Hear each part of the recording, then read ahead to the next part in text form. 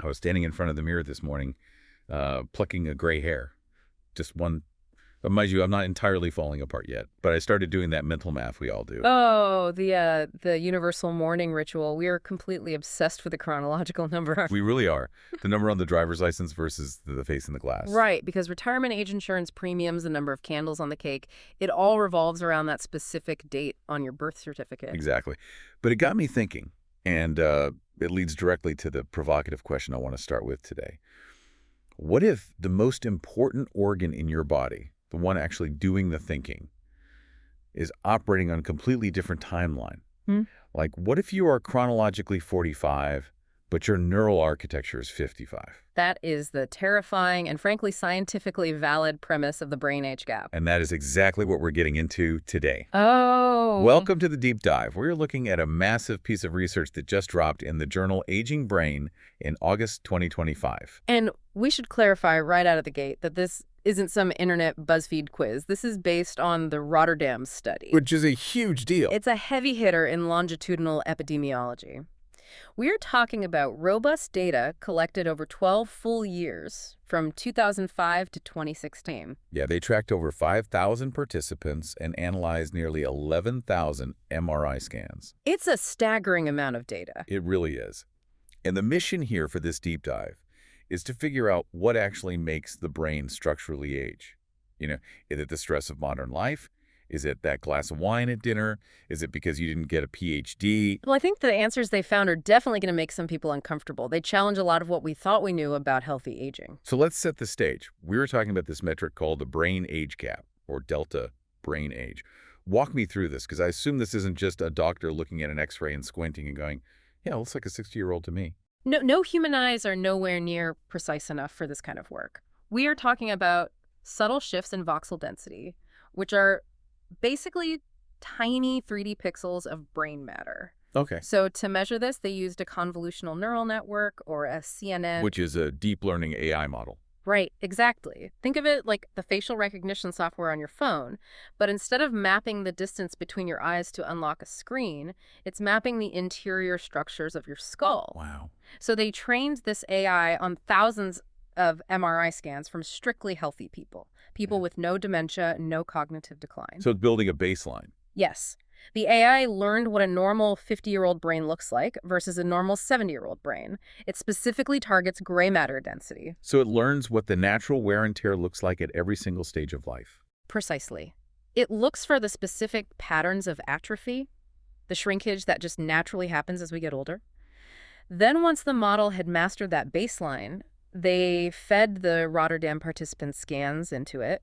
Every 3 to 4 years, they'd scan them and run it through the AI to see where they landed. And the AI spits out a number. It says something like, you are chronologically 50, but your brain structure looks 60. Right, which would give you a positive gap of plus 10 years. And positive is bad here. Positive is terrible. You want that gap to be 0 or ideally even negative. You want a younger-looking brain. Okay, so we have the metric.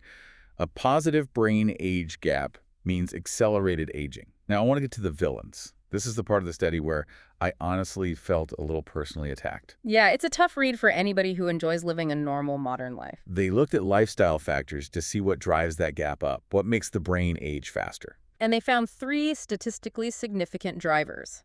I will warn you, they are the usual suspects, but the exact way they impact the brain is what's really interesting here. Let's just rip the bandage off. Villain number 1.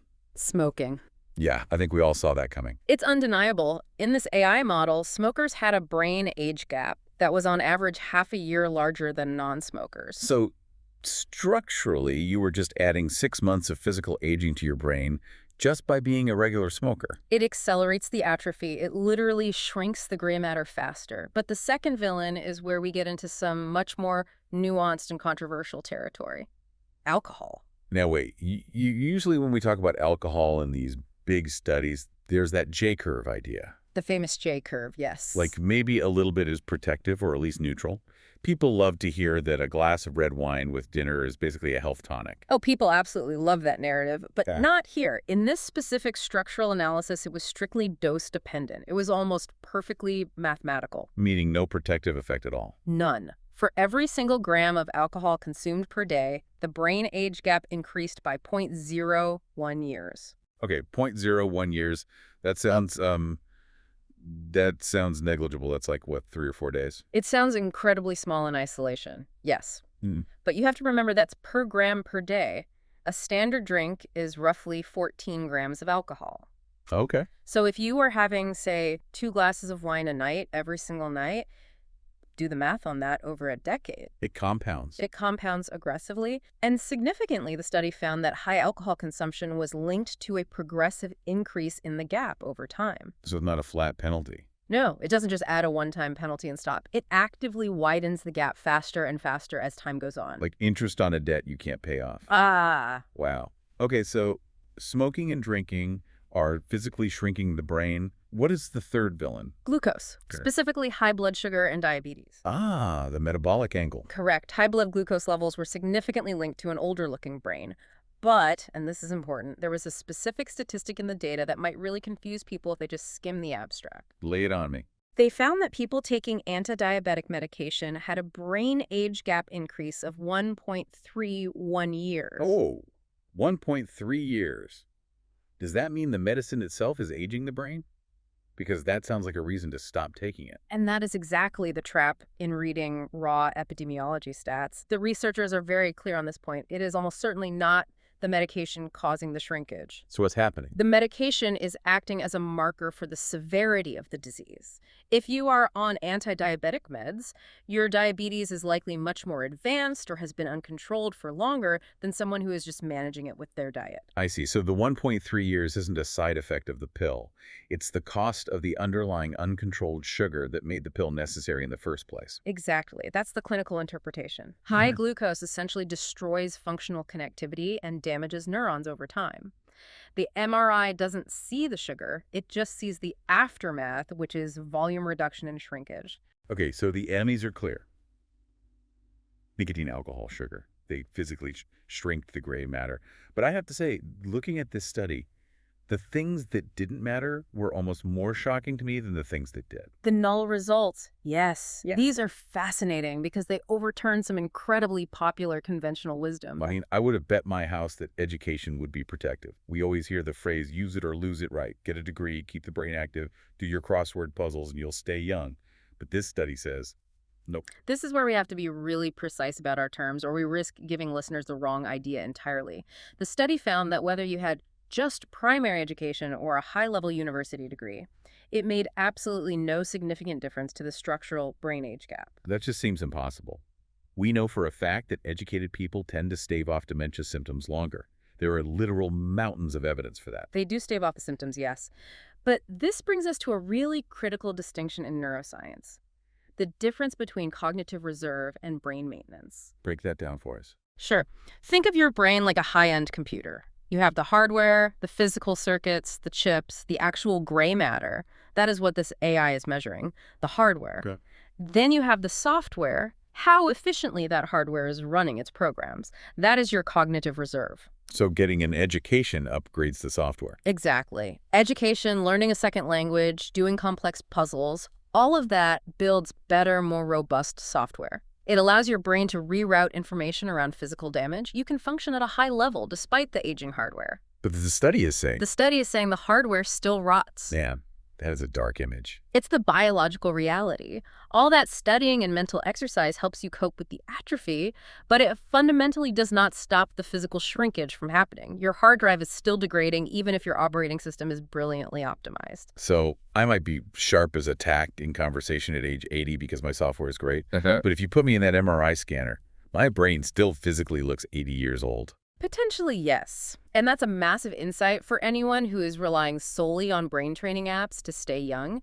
You can't think your way out of physical atrophy if you are ignoring the biological factors. If you're eating tons of sugar and smoking, you need to protect the hardware and upgrade the software. You can't just pick one.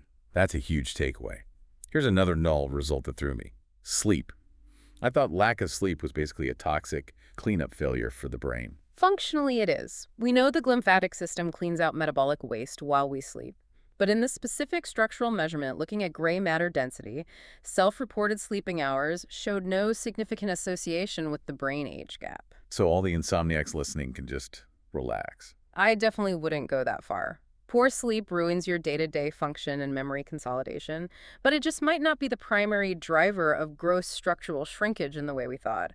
Or, and this is highly likely, the damage from poor sleep is happening at a microscopic level that the MRI simply isn't catching yet. It's also worth noting, they relied on self-reporting for the sleep data, which is notoriously unreliable. Someone says, oh yeah, I definitely get 8 hours a night when their fitness tracker says they get 5. Exactly. Self-reported sleep is always a bit messy in these long-term studies. And then we have the cardiovascular factors, cholesterol and blood pressure. The study essentially says there's no link. Right. Cholesterol show no link. But we really need to put a giant asterisk next to blood pressure. Why is that? Because of the way they had to measure it. They took a single blood pressure reading at a specific time point during the clinical exam. The snapshot problem. Right. Blood pressure is incredibly volatile. It spikes when you're stressed in traffic. It drops when you sleep. Or at least it should drop when you sleep. This study's methodology completely missed all those nocturnal fluctuations. The researchers themselves admit this is very likely a false negative. So if they had strapped a 24-hour Holter monitor on these 5,000 people, we might have seen a totally different result. I would bet my career on it. Hypertension is a well-known risk factor for small vessel disease in the brain. Just because this one specific AI model didn't catch it using snapshot data doesn't mean you should go throw away your blood pressure meds. That is a very good disclaimer. All right, so we've busted some myths about education and sleep. But here is the narrative arc in the study that I think really matters the most. There has been this long-standing debate in neurology, right? Like, is this brain age just a fixed trait? Are you just born with a brain that naturally looks older? Yes. That was the prevailing theory pushed by a major study back in 2021, Vidal Pinheiro and colleagues.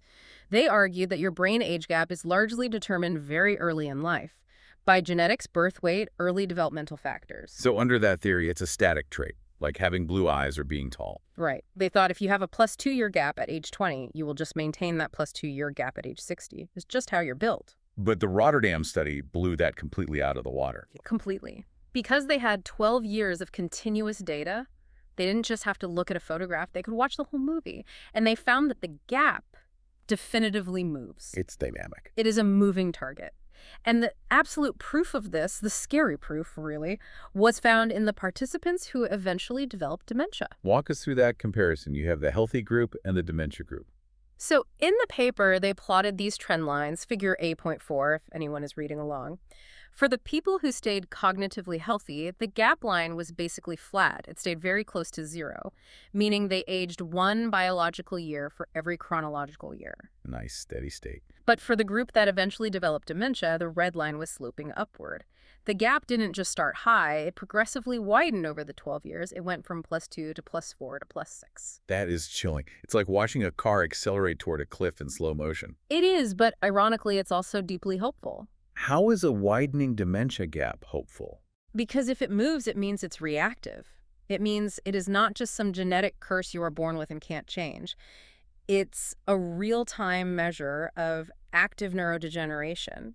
And if it's active, theoretically, it can be influenced. I love that. It shifts the entire conversation from this is my set destiny to this is my current velocity. That's the perfect way to frame it. It makes the brain age gap a potential early warning system. If we see that line start to tilt up, we know something structurally bad is happening years before the actual memory loss sets in. Which brings us perfectly to the so what of it all? We have these lifestyle factors, the smoking, the booze, the sugar. We know the gap can actively move. But when the researchers crunched all the numbers together, how much of this structural aging did those lifestyle choices actually explain? This is the part that keeps scientists up at night, honestly. When they combined everything they looked at, lifestyle, education, cardiometabolic health, it explained about 21% of the variance in the brain age gap. 21%. That's That's it. it. But that leaves 79% completely and entirely unaccounted for. Yeah, I feel surprisingly low.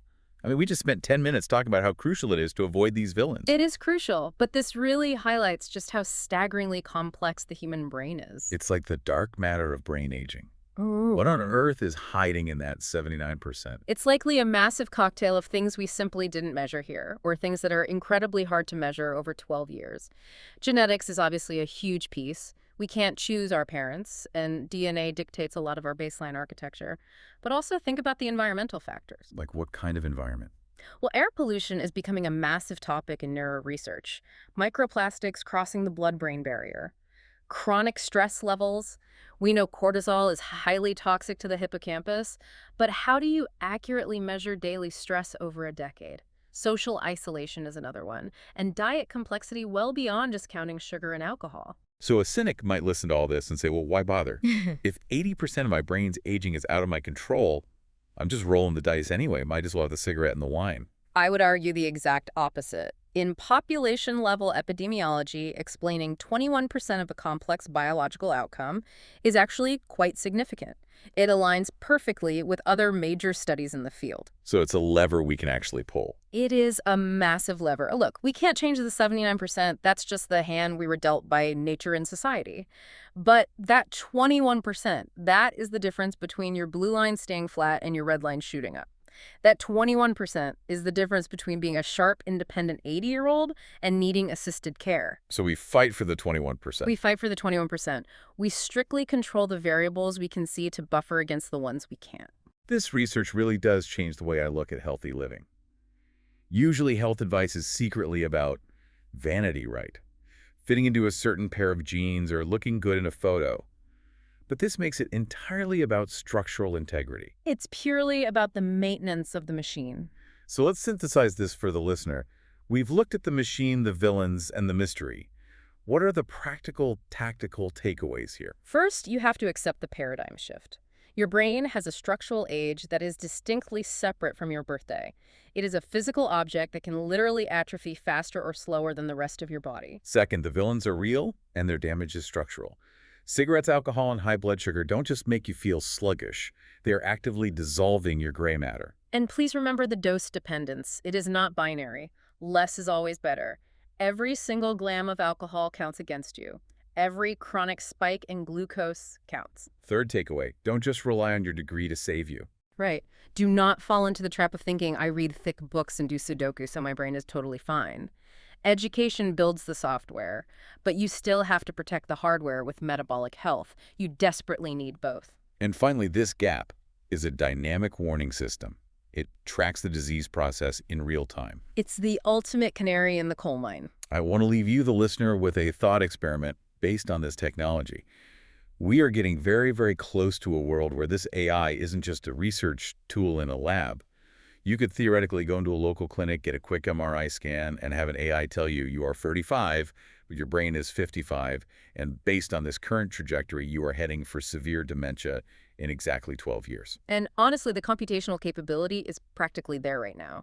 It is just a matter of scaling it for commercial clinical use. If you could know that exact number, if you could literally see your own red line pointing up on a chart, would you actually want to? It is the ultimate question of modern medicine, isn't it? Is that kind of data empowering, or is it just a source of paralyzing anxiety?